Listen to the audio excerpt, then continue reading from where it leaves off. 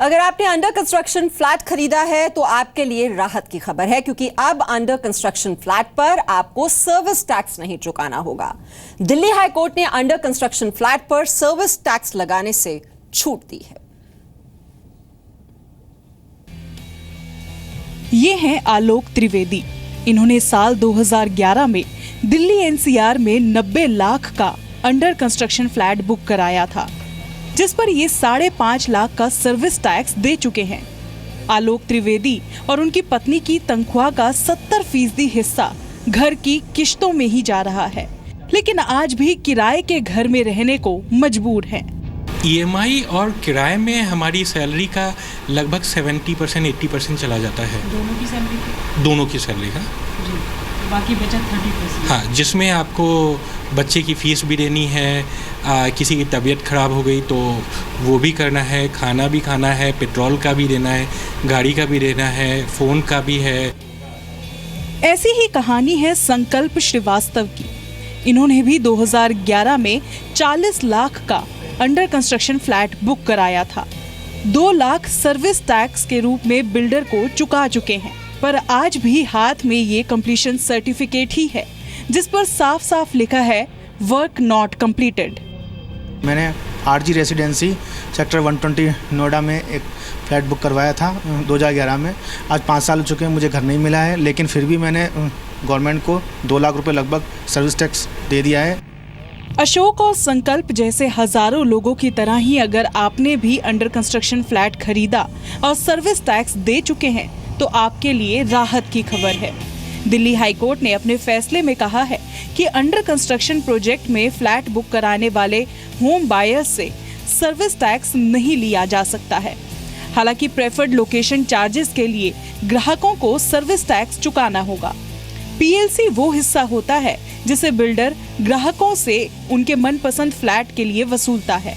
अभी under construction flat की 25% कीमत पर ग्राहकों को सर्विस टैक्स चुकाना होता है। इसके साथ ही कोर्ट ने ये भी कहा कि बिल्डर को ग्राहकों से वसूला सर्विस टैक्स 6% की ब्याज दर से वापस करना होगा। ये काफ़ी बड़ा रिलीफ है। इससे प्रॉपर्टी की कॉस्ट लगभग 4 से 5% डाउन होगी। मेरे अपने केस में मैंने लगभग 90 लाख रुपए का घर खरीदा था, जिसमें लगभग 5.5 लाख रुपए सर्विस टैक्स पे किया है। अगर ये सर्विस टैक्स वापस मिल जाता है तो ये मिडिल क्लास के लिए बहुत बड़ी रिलीफ है। आज टैक्स के मारे दबकर मिडिल क्लास पूरी तरह से एकदम ख़त्म सा होता जा रहा है। तो सरकार को ये इनिशिएटिव लेना चाहिए कि इसमें जो सर्विस टैक्स जिन लोगों ने पे कर दिया है उनको सर्विस टैक्स रिफंड करने का कुछ प्रोसीजर अपनाना चाहिए, जिससे मिडिल क्लास को कम से कम अपना घर लेने में, घर खरीदने में दिक्कत ना हो। ये मामला नोएडा के सेक्टर 76 का है। यहाँ के कुछ होम बायर्स ने दिल्ली हाई कोर्ट में एक बिल्डर द्वारा सर्विस टैक्स लेने पर केस दर्ज कराया था।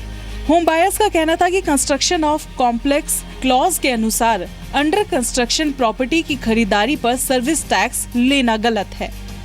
हालांकि ये फैसला अभी दिल्ली एनसीआर के लिए लागू होगा। माना जा रहा है कि आने वाले वक्त में देश के दूसरे हिस्सों में भी इस फैसले को नजीर मानते हुए इसे लागू किया जा सकता है। निवृत्ति मोहन, जी मीडिया, दिल्ली। तो अगर आपने भी फ्लैट बुक करवाया हुआ है और बिल्डर की मनमानी से आप परेशान हैं तो ये आपके लिए शुभ समाचार था। अब अगला शुभ समाचार भी आपको दे दें। हरियाली बचाने के लिए देश में लोग कई तरह से कोशिशें कर रहे हैं। आज हम आपको मिलवा रहे हैं झारखंड की रहने वाली जमुना टुडू से, जिन्होंने जंगल बचाने के लिए अपनी जान तक दांव पर लगा दी।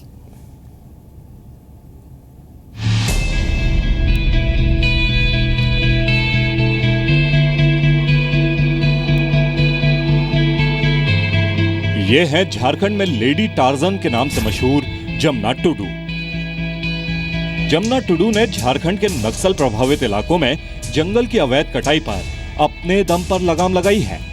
इनकी मुहिम की शुरुआत साल 2000 के आसपास हुई, जब जमुना की शादी चाकुलिया मातुरखम गांव में हुई। जमुना ने देखा कि आसपास का इलाका जंगल से भरा हुआ था, लेकिन वहां पर लगातार कटाई जारी थी।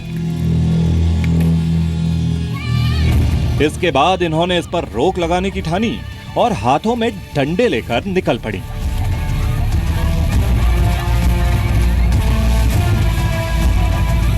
पुलिया वन क्षेत्र में पूरा जंगल बचाने के लिए हमने मुहिम छेड़े हैं और चकुलिया वन क्षेत्र का साथ ही साथ पूरा देश में जंगल बचाने के लिए हम मुहिम छेड़ेंगे। 2004 में सिर्फ 4 महिलाओं के साथ मिलकर जमुना ने जंगल में पेट्रोलिंग का काम शुरू किया। धीरे धीरे ये संख्या बढ़कर 60 तक जा पहुंची। अब गांव के पुरुषों ने भी उनका साथ देना शुरू कर दिया है। फिलहाल इस वक्त 25 से 30 वन रक्षा समितियों की 150 से ज्यादा टोली जंगल बचाओ अभियान चला रही है। दुख कष्ट झेले हैं, झेलते आ रहे हैं, लेकिन पीछे तो नहीं हटेंगे। हमने कसम खाए हैं, पेड़ को भाई माने हैं और हर साल हमने रक्षाबंधन का दिन में पेड़ में राखी बांधते हैं। अवैध कटाई करने वालों से मुकाबले में कई बार जान पर बनाई, लेकिन आज जमुना के गांव में हर कोई जंगलों को बचाने में लगा है। ऐसे में जैप के जवानों के द्वारा भी उन्हें सम्मानित किया गया। उनके कारनामों को जैप के जवान भी सैल्यूट करते हैं। और अब झारखंड आर्म्ड पुलिस जमुना टुडू के साथ के नक्सल प्रभावित इलाकों में मिलकर काम कर रही है। इसी पर्यावरण माह के क्रम में मैंने इनको यहाँ पर बुलाया है ताकि इनके अनुभवों और इनका जो भी इनका विचार है वो हमारे जवानों उनके परिवारों के बीच रखें, ताकि ये मैसेज पूरे राज्य में जहाँ जहाँ मेरी कंपनियां प्रतिनियुक्त है उससे लाभान्वित हो। जमुना टुडू पेड़ों को अपना भाई मानती है और उन्हें राखी तक बांधती है। जमुना टुडू की कोशिशों का ही नतीजा है कि जमुना के गांव में बेटी पैदा होने पर 18 साल वृक्षों का रोपण किया जाता है। बेटी की शादी के वक्त 10 साल वृक्ष परिवार को दिए जाते हैं। रक्षाबंधन पर सारा गांव वृक्षों को राखी बांधता है। 2014 में उनको स्त्री शक्ति अवार्ड दिया गया। 2016 में उनको राष्ट्रपति ने भारत की प्रथम 100 महिलाओं में चुना और राष्ट्रपति भवन में सम्मानित किया गया। आज जमुना टुडू पर्यावरण बचाने के लिए काम करने वालों के लिए एक मिसाल है। मुकेश मिश्रा, जी मीडिया, जमशेदपुर।